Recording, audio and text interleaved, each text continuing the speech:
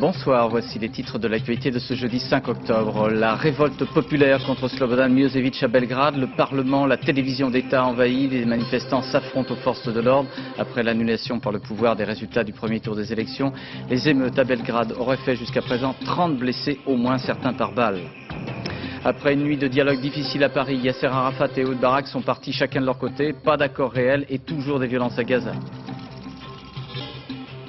Mise à jour d'un système de détournement de fonds au préjudice d'associations d'aide aux handicapés, plusieurs dizaines de millions de francs volatilisés, 2 personnes ont été arrêtées. Adoption par les députés de la proposition de loi prévoyant la distribution de la pilule du lendemain en milieu scolaire en cas d'urgence. Un duo exceptionnel et inattendu, la troupe Zingaro de Bartabas, accompagnée par l'Orchestre de Paris sous la direction de Pierre Boulez. Un peuple est en train de se battre pour reconquérir sa liberté. Des centaines de milliers de Serbes ont convergé tout au long de cette journée vers le centre de Belgrade. Ils avaient entendu que le pouvoir annulait purement et simplement les élections présidentielles et législatives que l'opposition avait emportées. Le rassemblement a tourné à l'émeute, le Parlement, la télévision d'État ont été envahis et l'on a vu des policiers fraterniser. Mais Milošević continue de menacer d'une riposte ses opposants. Commentaire Dorothée Olyric. Une marée humaine, on entend même sa colère.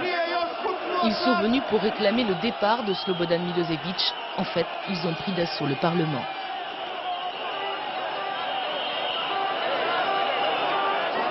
Les jeunes manifestants ont pénétré par dizaines à l'intérieur du Parlement. Pour eux, brandir le drapeau national, c'est déjà le signe d'une victoire prochaine.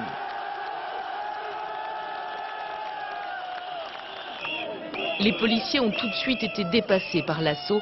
Certains ont même laissé faire.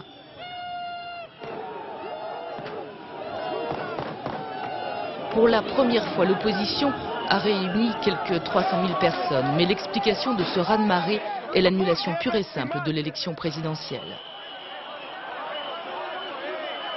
En début d'après-midi, la tension est montée après les incidents avec les forces de l'ordre qui ont utilisé des gaz lacrymogènes.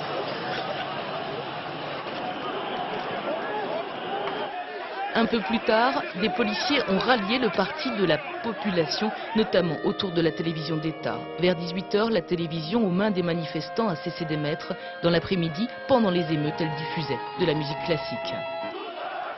Pendant des heures, devant le Parlement en flammes, la foule galvanisée n'a cessé de crier des slogans tels que « Milošević est fini »,« Milošević, suicide-toi »,« Révolution » ou encore « La victoire est à nous ».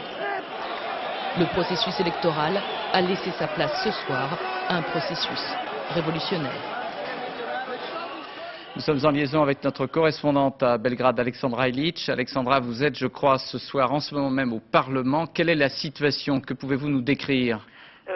Moi, je suis dans le Parlement municipal, ça veut dire juste en face du Parlement fédéral. Ça veut dire que le Parlement fédéral est encore en flammes. Ça veut dire que la RTS, comme le symbole du pouvoir de Milošević, est encore en flammes aussi. Ça veut dire que c'est une foule devant tous les parlements qui sont un peu sur la même place et pas loin de la RTS. C'est une foule c'est une foule énorme vraiment. Il faut qu'on se calme tous, bien sûr. Quelle est l'attitude, Alexandra, des forces de police autour du Parlement ou face aux manifestants? Nous, on a vu très peu de police, très peu de flics durant cet après-midi.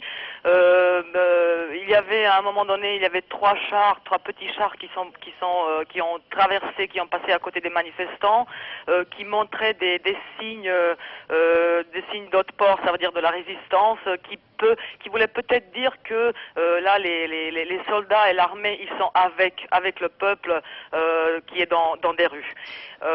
Les policiers, on les a vus au début de la manif, ça veut dire avant que les manifestants ont réussi à entrer dans le Parlement. Après, on les a pas vus. Juste après, il y avait la grande flamme dans le Parlement fédéral et puis la RTS juste à côté. Oui. Alors, on nous a signé d'ailleurs que la police s'était retirée de la mine de Kolubara. Ce soir, M. Koštunica, le vainqueur des élections, appelle au calme et appelle à une session du Parlement.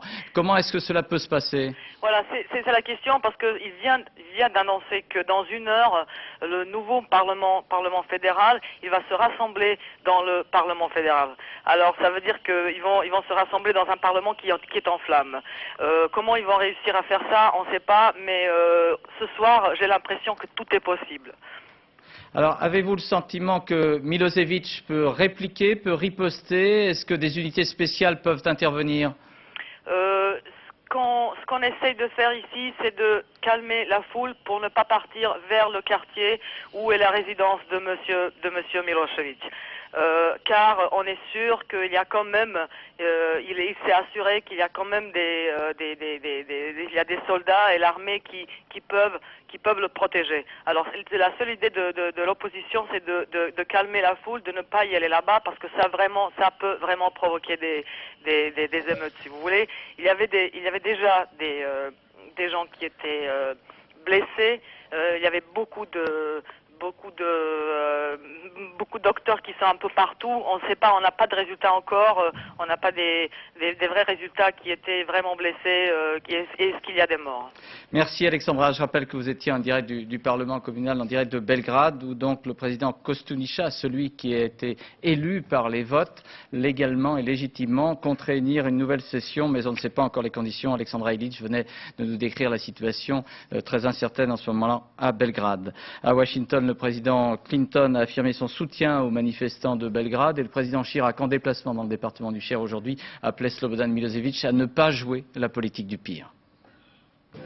La décision d'annuler les élections est à la fois inadmissible et inacceptable. Nous devons être donc auprès des Serbes, et nous le sommes, nous Français, nous Européens, la communauté internationale d'ailleurs dans son ensemble. Et je voudrais dire solennellement à tous ceux qui soutiennent Milosevic qu'ils prennent un risque très très grand et une responsabilité très très grave à l'égard de leur pays. Alors, en grâce, arrêtons et rendons au peuple serbe sa liberté. Monsieur Vedrin a appelé au nom de l'Union européenne Monsieur Koštunica pour lui dire son soutien. Et puis Monsieur Jospin, même tonalité que le président Chirac, Milosevic doit se retirer. Monsieur Milosevic doit se retirer pour éviter une nouvelle épreuve à son peuple. Et je pense que si chacun fait preuve de maîtrise, si nous affirmons notre solidarité, je pense que la démocratie devrait, dans les jours qui viennent, triompher à Belgrade et nous serons heureux dans l'Europe démocratique alors d'accueillir pleinement le peuple serbe. Et dans l'une des composantes de la République fédérale de Yougoslavie, le Monténégro, on est évidemment attentif aux événements de Belgrade. Le Monténégro et son président Milo Đukanović ont su maintenir jusqu'à présent une relative indépendance face à Slobodan Milosevic, mais l'armée serbe est toujours présente sur place.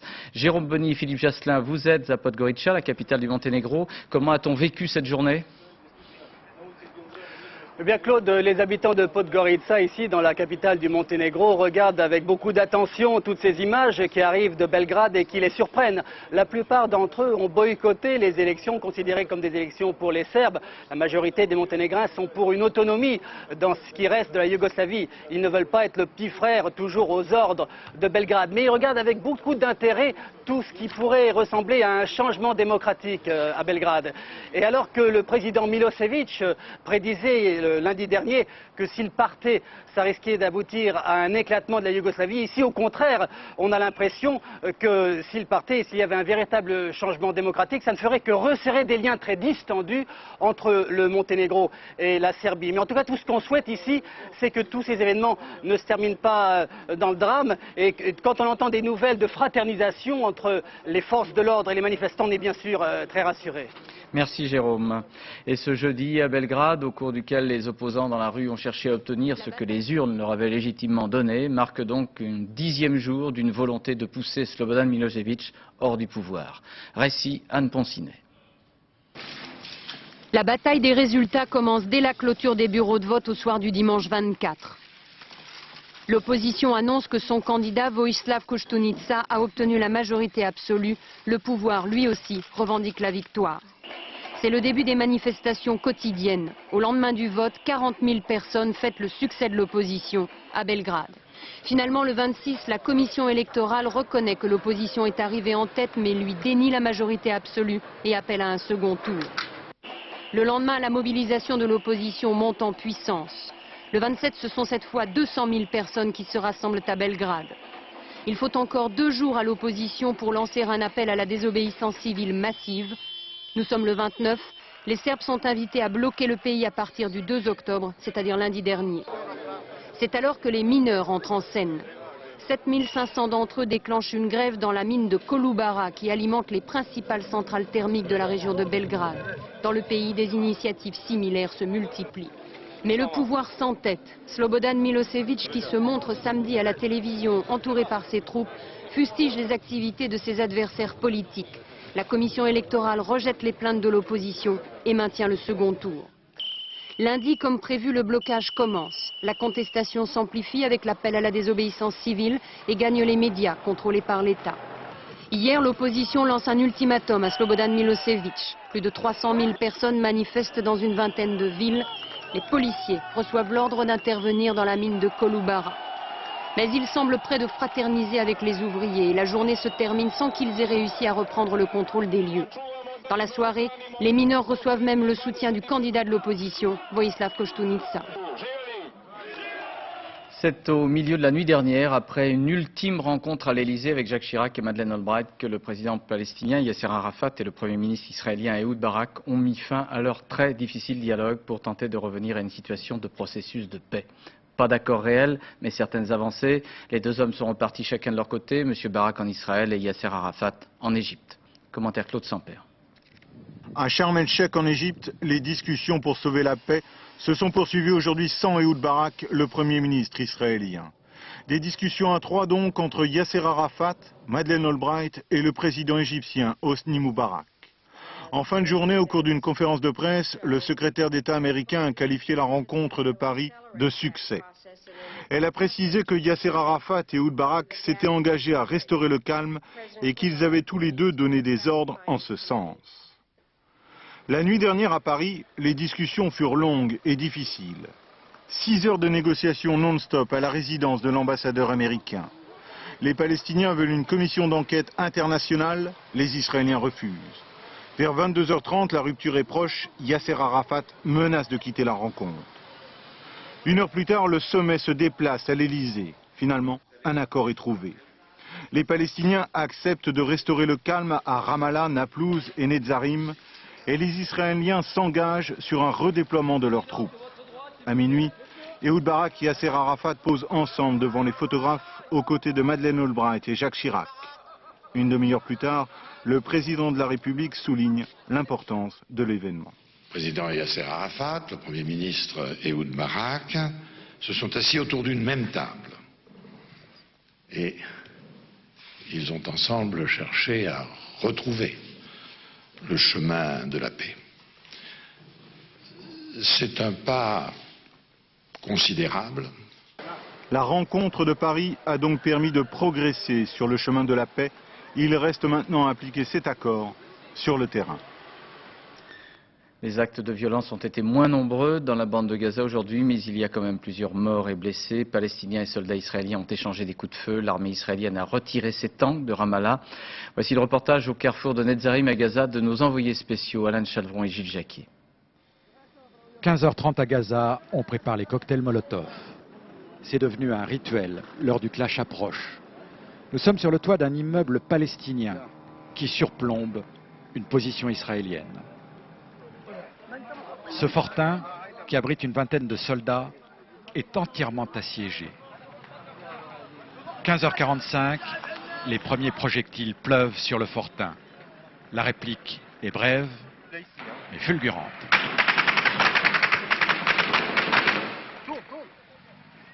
Au fusil mitrailleur et à la mitrailleuse lourde.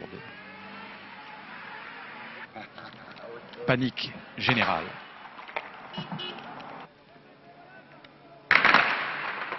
En quelques instants, le carrefour se vide.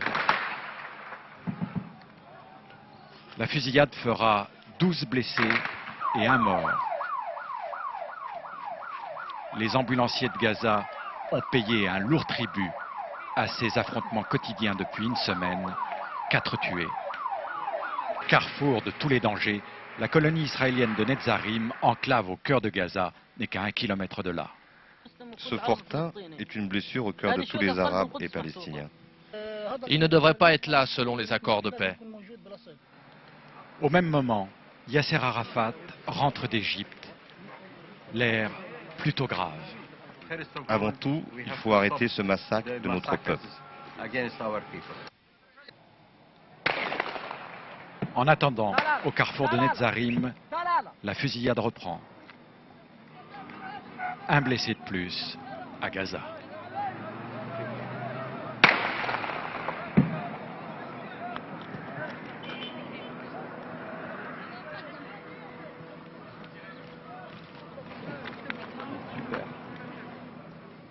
Alan Chalvron, on vient de voir votre reportage. Quelle est la situation ce soir à Gaza? Que peut-on craindre pour les heures ou pour demain?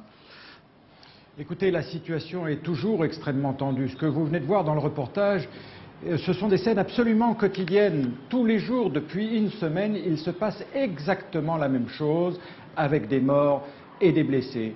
Et cela n'impressionne pas du tout les jeunes lanceurs de cocktails Molotov ou de pierres. Tous ceux que nous avons rencontrés ont dit qu'ils reviendraient demain, même s'ils risquent de mourir ou d'être blessés. Et la violence engendre la violence. Les morts d'aujourd'hui devront être vengés demain.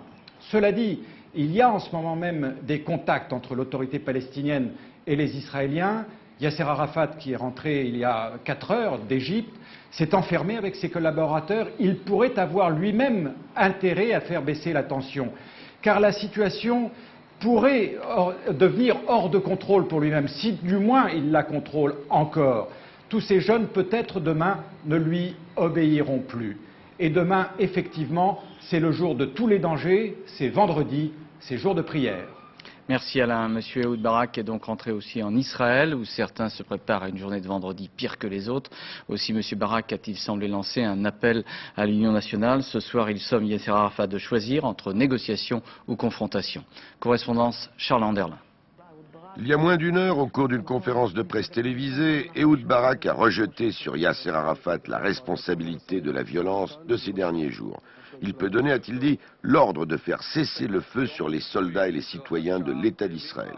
De même, je cite, que nous avons tout fait pour vérifier si la paix est possible. Avec la même détermination, nous ferons tout pour mettre un terme à la violence et affronter une nouvelle réalité s'il s'avère que nous n'avons pas, à cette époque, de partenaires mûrs pour la paix. Déjà cet après-midi, au cours d'une cérémonie à la mémoire des parachutistes morts au combat, M. Barak a laissé entendre qu'Arafat n'était peut-être pas un partenaire pour la paix. Dans ce cas, a-t-il dit, il faudra être unis pour faire face à des périodes difficiles. Sous-entendu, il formera un gouvernement d'union nationale avec Ariel Sharon.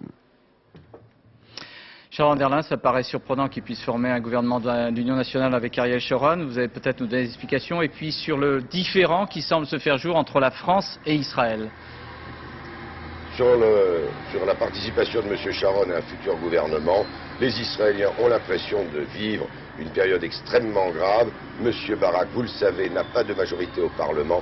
La seule possibilité qu'il a dans les semaines qui viennent, c'est soit d'organiser des élections, il peut le faire, il pourrait les gagner que sur le thème de la paix, ou alors faire effectivement un gouvernement d'union nationale avec Ariel Sharon. Cela dit, rien ne va plus effectivement entre l'Élysée et la présidence du Conseil à Jérusalem. Selon la seconde chaîne de télévision israélienne, M. Barak estime que la contribution du président Chirac aux négociations d'hier à Paris a été négative. Cette même chaîne de télévision cite un membre de la délégation israélienne qui a tenu à rester anonyme et qui affirme, je cite, « Le président Chirac s'informe par la télévision et ne vérifie pas les faits ». La radio publique israélienne a même diffusé ce qui seraient les extraits d'une conversation entre messieurs Barak et Chirac. Je cite Jacques Chirac, « On peut voir à la télévision la façon dont Israël agit à l'encontre des Palestiniens. Barak, je ne sache pas que des dirigeants déterminent leur politique en regardant la télévision. On le voit, les relations franco-israéliennes sont entrées dans une zone de turbulence, voire de tempête. » Merci Charles. Je reviens sur l'actualité à Belgrade en ce moment même où l'opposition et les manifestants ont envahi le Parlement. Selon le chef de l'opposition, Vojislav Koštunica, celui qui a remporté les élections présidentielles, Slobodan Milošević se serait enfui de Dedinje. C'est un quartier de Belgrade où se trouve la résidence du président yougoslave Slobodan Milošević. Il se serait donc enfui. La Côte d'Ivoire sera placée en état d'urgence et subira un couvre-feu à partir de demain. C'est la décision du général Gueye qui détient le pouvoir. Ce couvre-feu doit permettre, selon la junte ivoirienne, d'annoncer la liste des candidats à la présidentielle, c'est-à-dire sans doute d'écarter les candidats gênants comme l'ancien Premier ministre Alassane Ouattara. La tension est donc très vive à Abidjan où la nuit dernière, une explosion a fait des morts et des blessés à la gare routière. Reportage de nos correspondants permanents, Éric Monnier et Roger Motte. L'explosion a fait 4 morts et aussi 7 blessés hier soir à la gare routière d'Adjamé, un quartier populaire d'Abidjan. Une explosion pour l'instant d'origine indéterminée, même si officieusement on parle d'engin explosif. Grenade ou non, l'événement est venu justifier les mesures annoncées quelques heures plus tôt par les autorités militaires ivoiriennes. Instauration d'un couvre-feu dès demain à 21 h et état d'urgence. Pas de panique pour autant aujourd'hui, même si les Abidjanais, en tout cas ceux qui le peuvent, se sont rués dans les supermarchés pour faire des réserves. On craint des violences à l'annonce samedi au plus tard de la liste des candidats retenus pour l'élection présidentielle du 22 octobre. Les responsables politiques sont interdits de sortie du territoire. Toute la semaine, la junte n'a cessé de mettre en garde d'éventuels fauteurs de troubles. Le rêve aujourd'hui, c'est de mettre le feu à la Côte d'Ivoire. Mais vous ne pouvez pas voyager et rester à distance pour mettre feu à la Côte d'Ivoire. Il faut rester ici. Ainsi, quand ça va brûler, nous allons tous partir voir les cendres ensemble. Le général ne cite personne, mais l'allusion est claire. Il vise Alassane Dramane Ouattara, dont la candidature risque fort d'être invalidée. L'ancien Premier ministre d'Houphouët-Boigny, désormais reclus dans sa résidence de Cocody, protégé par ses partisans, apparaît inquiet et sans illusion. Je redoute fort les jours qui viennent et nous devons avant toute chose penser à la Côte d'Ivoire et que nous ne devons pas tenir les mêmes propos que d'autres qui parlent de brûler la Côte d'Ivoire et de regarder les cendres ensemble. Ce n'est pas notre point de vue. Nous voulons la paix pour notre pays. À 2 pas de la résidence d'Alassane Ouattara, la Cour suprême, celle-là même qui, avant la fin de la journée de samedi, devra dire qui est candidat et qui ne l'est pas. Autant dire que la Côte d'Ivoire tout entière attend cette décision dans l'anxiété. Et ce soir, l'ONU renforce les mesures de sécurité pour ses employés en Côte d'Ivoire. Plus d'une trentaine de morts en Algérie depuis le début de la semaine. Ces dernières 24 heures, 12 militaires ont été tués dans des attentats attribués à des groupes islamistes armés. C'était près de Schkida et de Relizane. Une nouvelle audition pour Xavier Tiberi au palais de justice de Paris. L'épouse du maire était entendue sur l'affaire des faux électeurs du 5e arrondissement. Madame Tiberi avait été mise en examen le 4 juillet dernier pour manœuvre frauduleuse de nature à fausser la sincérité du scrutin. Jusqu'à présent et aujourd'hui encore, Madame Tiberi a refusé de s'exprimer sur le fond du dossier. Reportage Olivier Caroff et Laurent Hakim. Au grand complet, voici l'équipe qui enquête sur les fraudes électorales de la ville de Paris.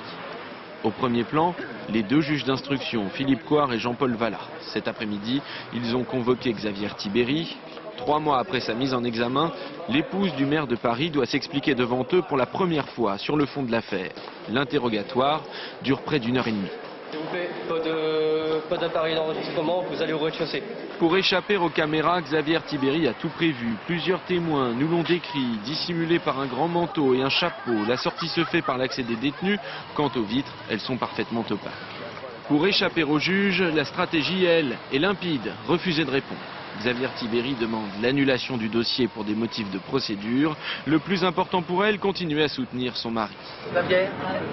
Officiellement, peu leur importe les nouveaux témoignages sur les faux électeurs, les aveux des fonctionnaires de la mairie, ceux qui parlent même d'une fraude instituée dès 78 à la première élection de Jean Tiberi dans le 5e arrondissement.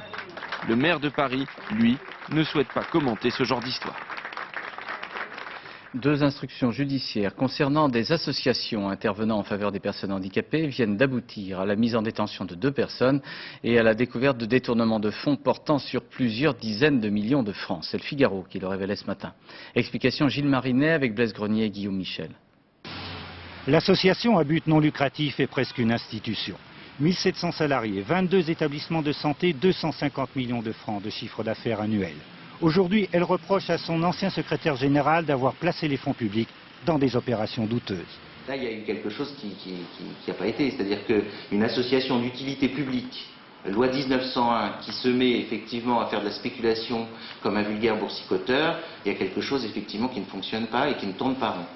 Et les choses ont mal tourné pour Jean-Pierre Martinez, le secrétaire général du CESAP, écroué à la prison de la Santé. Selon le juge Evelyne Picard, 16 millions de francs ont disparu et les investigations ne sont pas terminées. À la tête de 2 associations au budget financé par l'État, Jean-Pierre Martinez a placé l'argent auprès de 2 sociétés, dont l'une en Suisse qui semble s'être évaporée avec les fonds. Malversation, escroquerie, maladresse, son défenseur plaide la bonne foi. S'il a été le bras, même s'il a été aussi à un moment donné le cerveau, rien de ce qui a été fait et décidé ne l'a été sans concertation des instances de l'association. Quand je dis instances de l'association, c'est aussi bien, je le disais tout à l'heure, le bureau de l'association, le conseil d'administration, le président ou les présidents qui se sont succédés, et également le directeur ou la directrice financière de l'association. Personne n'aurait protesté, pas même les représentants de l'État au conseil d'administration de l'association. Ce soir, les services de Martine Aubry font pourtant valoir qu'ils sont bien à l'origine de l'enquête. Négociation salariale à la SNCF, la direction a proposé une prime exceptionnelle avec les salaires d'octobre et une hausse générale des salaires de 0,4% à compter du 1er novembre. Les propositions sont jugées insuffisantes pour l'instant par les syndicats qui avaient lancé une grève unitaire la semaine dernière. Commentaire Jean-Bernard Schmitt avec Daniel Lévy et Guillaume Michel. Faire à moins d'un coup de théâtre, mais si je suis parti, c'est que c'est fini. Et de coup de théâtre, il n'y en aura pas. La négociation est bel et bien terminée. Elle n'aura d'ailleurs duré qu'un après-midi. Face à l'augmentation du trafic ferroviaire, les syndicats réclamaient une hausse de salaire. C'était le mot d'ordre de la grève générale jeudi dernier et le mouvement a porté quelques fruits. L'impression, c'est qu'on est encore loin du compte, mais le 28 a permis de faire bouger les choses. 0,4% d'augmentation au 1er novembre et une prime de 1000 francs pour tous les cheminots. Ces propositions seront soumises rapidement au personnel, mais pour obtenir plus, il faudra que le mouvement change de forme et d'ampleur. Les avancées qu'a faites aujourd'hui la SNCF sont limitées par les directives qu'a pu lui donner le gouvernement. Aujourd'hui, s'il doit y avoir une autre action sur les salaires, elle doit se situer plus largement au niveau des fonctionnaires, voire au niveau des salariés en France, pour faire avancer de manière globale la masse salariale. La direction de la SNCF estime quant à elle avoir fait le maximum. Les mesures décidées aujourd'hui lui coûteront 260 millions de francs. Les salariés des usines Sopiquet, situées dans le Morbihan, le Finistère, la Vendée, ont entamé un mouvement de grève illimité pour réclamer eux aussi des augmentations de salaire. Selon la CFDT, 95% des salariés de ces 3 usines sont en grève. La grève également des 300 salariés de l'une des filiales du groupe Bourgoin. Ceux-ci travaillent dans les Côtes-d'Armor. Ils ont manifesté à Guerlesquin, dans le Finistère, pour leur emploi. Ils craignent que la reprise du groupe après le dépôt de bilan du mois d'août n'entraîne des suppressions d'emplois.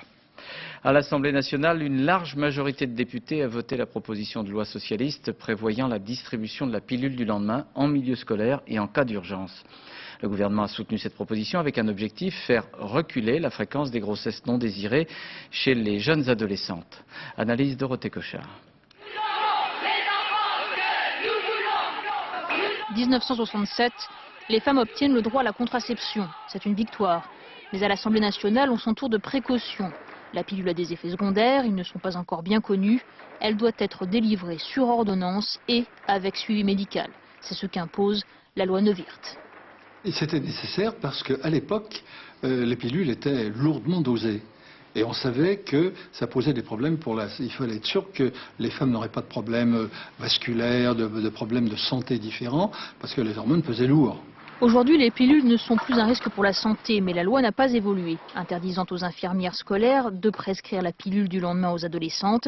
Et c'est sur ce point que l'Assemblée nationale a statué aujourd'hui. Dorénavant, les médicaments ayant pour but la contraception d'urgence ne sont plus soumis à prescription obligatoire. De plus, ils peuvent être prescrits et délivrés par les infirmières scolaires aux mineurs désirant garder le secret. Pour le gouvernement, ce nouvel article doit pouvoir faire reculer le nombre de grossesses non désirées chez les adolescentes. Elles sont 10 000 chaque année. Et certaines infirmières scolaires n'avaient pas attendu l'adoption de cette loi pour délivrer cette pilule du lendemain. Nabila Tabouri et Daniel Lévy ont ainsi rencontré une infirmière au lycée général de Châtenay-Malabry qui travaille en partenariat avec le planning familial. Non, je parle beaucoup avec ma mère, mais c'est pas... je pense qu'elle sera au courant, mais plus tard, pas maintenant. D'accord, là c'est ton histoire. Voilà. Dans l'intimité de la salle d'infirmerie, les mots viennent plus facilement, les confidences aussi. Entre Hélène, la lycéenne, et Véronique, l'infirmière scolaire, tout est une question de confiance. En janvier dernier, c'est ici que la jeune fille est venue confier sa détresse, quelques heures après un rapport sexuel non protégé. L'infirmière ne va pas aller en parler à ma mère, elle ne va pas aller en parler à mon médecin traitant, elle ne va pas en parler à mes amis. C'est moi en fait. Et en plus, elle m'écoute. De toute façon, je n'aurais pas gardé l'enfant. D'accord. Donc dans la démarche... Arrivée dans les délais, Hélène a pu bénéficier de la pilule du lendemain, tout comme 13 autres jeunes filles de son établissement.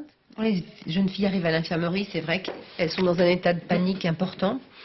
Et c'est vrai que c'est pas le moment c'est pas là le moment où on peut entrer en communication avec elles pour véritablement les informer. C'est trop tard. Hein. C'est-à-dire que là, en fait, il faut sauver sa peau, il faut gérer l'urgence.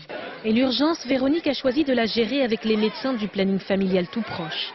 En plus de la pilule du lendemain, les jeunes filles y trouvent un suivi médical et psychologique. Elles y apprennent aussi à mieux maîtriser leur vie sexuelle. La pilule du lendemain, il ne faut pas non plus prendre ça à la légère. Je veux dire, à chaque rapport qu'on va avoir avec notre copain, bon bah alors là, il s'est pas retiré, ou alors j'ai oublié ma pilule, donc on va aller se faire prescrire la pilule du lendemain. C'est pas un jouet non plus.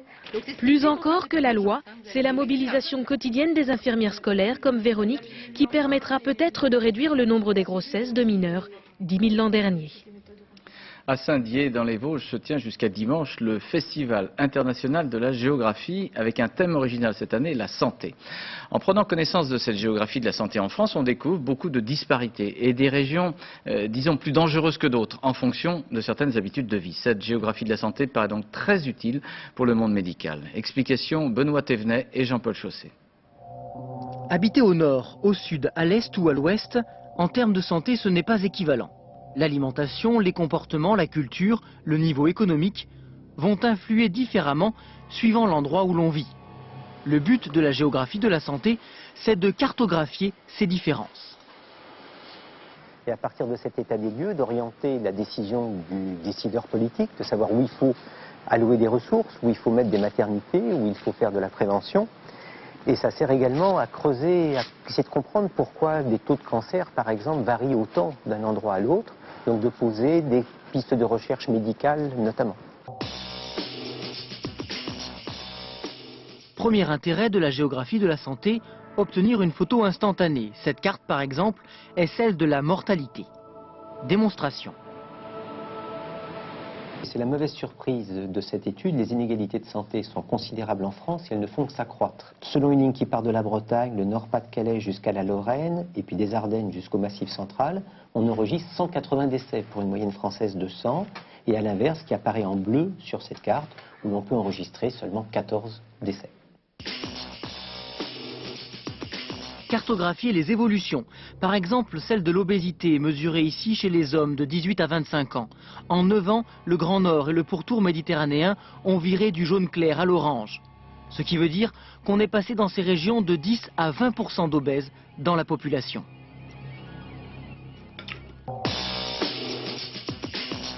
Prenons l'exemple de la carte des décès par cancer de l'utérus. Elle met en relief une surmortalité au nord et par conséquent révèle l'absence de prévention et d'une politique de dépistage systématique et efficace. Ça reflète à la fois des comportements liés au tabac, des problèmes d'obésité, mais aussi des problèmes d'accès au dépistage de certaines catégories moins favorisées de la population. Décideurs, administrations, aménageurs du territoire ne prennent pas encore en compte la géographie de la santé. Mais dans les prochaines années, elle permettra d'intervenir sur la santé des Français au niveau de chaque région. D'ores et déjà, cette discipline a démontré que la santé n'est pas la même pour tous. Sport, rugby, le sélectionneur de l'équipe de France, Bernard Laporte, a donné une liste de plusieurs dizaines de joueurs qui formeront le groupe élargi de l'équipe de France réuni pour préparer les test-matchs face à l'Australie et les All Blacks. Parmi cette longue liste, on retrouve l'ancien capitaine du 15 de France, Raphaël Ibanez. spectacle Les Chevaux de la troupe Zingaro, dirigée par Bartabas, vont offrir un spectacle tout à fait inédit, puisqu'ils seront accompagnés par l'Orchestre de Paris sous la direction de Pierre Boulez. Cet événement exceptionnel se répétera 3 fois à partir de demain soir au parc de Villepinte, près de Paris. Le spectacle s'appelle Triptyque, c'est un spectacle de précision, puisque les chevaux doivent suivre 120 musiciens. Répétition générale de ce triptyque sous le regard de Marie-Hélène Bonneau, Bernard Puissesseau et Pascal Pueyo. Voilà, bougez plus. Une rencontre exceptionnelle s'immortalise.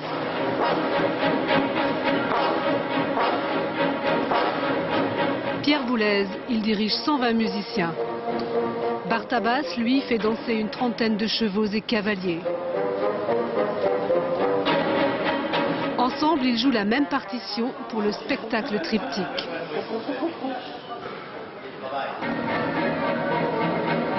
Ultime répétition en public.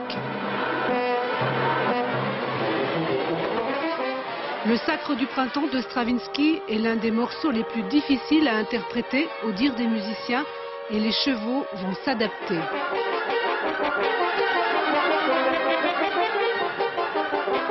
Et si Bartabas faisait ça avec des éléphants, c'est avec les éléphants que je le ferais, tout simplement. Je trouve que c'est pas l'animal qui est très beau, bien sûr, mais c'est surtout Bartabas qui est en cause, plus que les animaux encore. Les chevaux avaient l'habitude d'évoluer sur cette musique enregistrée. Ils doivent ici accorder leurs pas aux notes de l'orchestre.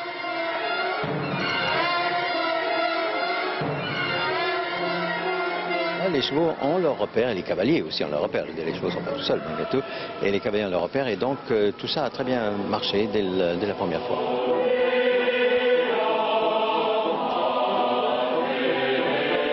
Pour la symphonie des psaumes de Stravinsky, 160 choristes.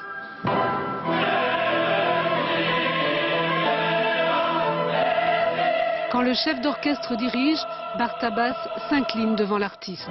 C'est peut-être quelqu'un qui ne se laisse pas aller au sentiment quand il interprète une œuvre. C'est-à-dire qui analyse vraiment la partition et qui fait ressortir vraiment par la partition tout ce qu'il y a dedans. La musique est l'âme du spectacle de Zingaro et jamais ces chevaux n'ont été soumis à une telle précision. Mariage réussi entre l'opéra équestre et la grande musique. Voilà, avant de refermer ce journal, revenons un instant sur la situation en ce moment même en Serbie, à Belgrade. L'agence officielle Tanjung, celle qui était l'agence du pouvoir, vient de prendre le vent puisqu'elle décide qu'elle est avec le peuple. Avant de voir avec Dorothée Lyrix ce qui s'est passé, de vous rappeler ce qui s'est passé aujourd'hui à Belgrade, M. Kostunica, le chef de l'opposition, celui qui a gagné les élections, vient de s'adresser à la Serbie libérée. Il appelle la population au calme et à rester dans la rue. Et puis il indique, c'est les propos de M. Kostunica, que Slobodan Milosevic se serait enfui de sa résidence de Dedinje, qui est dans un quartier de Belgrade. Dorothée Lyrix rappelle ce qui vient de se passer en ce moment même à Belgrade. La marée humaine, en quelques heures, a changé la donne en République de Yougoslavie. Portés par la colère et la haine, les manifestants ont pris d'assaut le Parlement.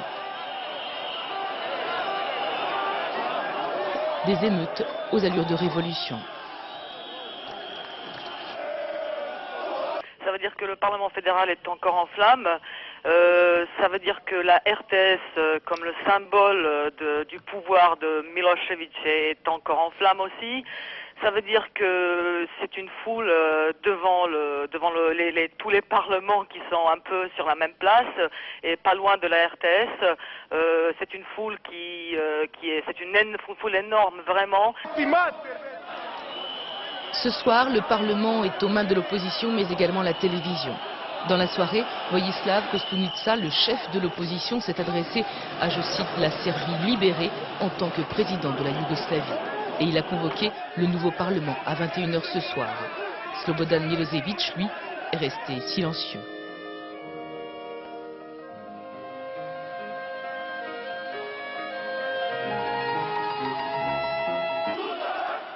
Voilà, les images de concert, c'était ce que donnait la télévision yougoslave d'État pendant que l'émeute se développait à l'extérieur.